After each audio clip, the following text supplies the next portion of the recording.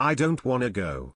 Meg spotted pulling his hands forced him to leave Queen's funeral immediately. The Duke of Sussex appeared slightly deflated as he released a deep sigh of relief whilst getting into a car following the Queen's state funeral on Monday. Accompanied by his wife Meghan Markle, Prince Harry was undeniably emotional as he joined the rest of his family for the sad day. Although Harry, 38, has stepped back from royal duties, he took his place alongside his brother the Prince of Wales for the ceremonies of the Queen's state. Prince William, in his RAF No. 1 uniform, and Harry, in formal funeral wear and medals, marched slowly behind their father, King Charles III, as the Queen's coffin was taken from Westminster Hall, at the heart of the Palace of Westminster, where she had been lying in state.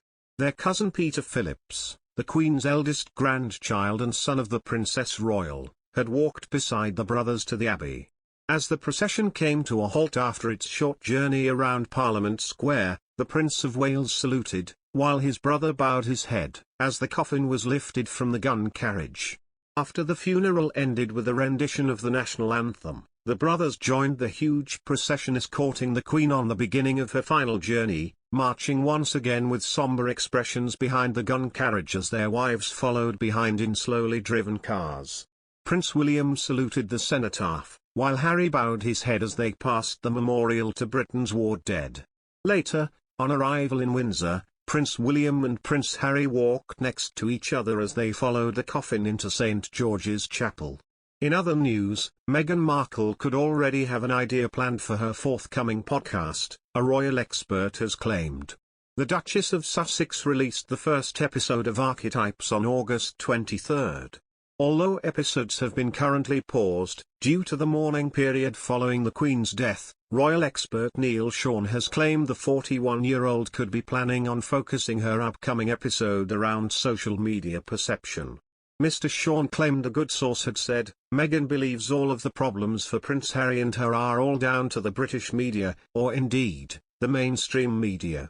He said the source explained, "After walking through the crowds, Meghan realized people don't dislike her and it must be the media that are doing this." Mr. Sean added, "According to that good source, this could become now the basis of a forthcoming podcast about the perception of the individual, against how the mainstream media treats that individual. Do you see how nicely it's wrapped up?"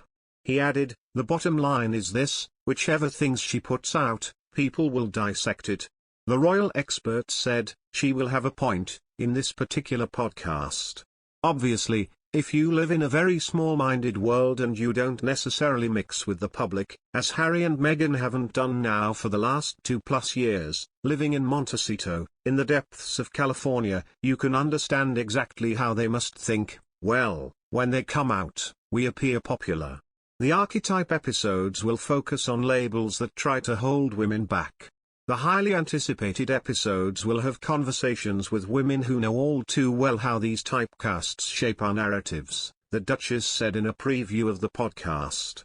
The first episode had Meghan's friend and tennis superstar Serena Williams as a guest. The two spoke about ambition, drawing on their own experiences of the word. The second episode, released on August 30, saw singer Mariah Carey join Meghan to talk about the word diva. Prior to the pause in uploads, Meghan's third guest was American actress and producer Mindy Kaling.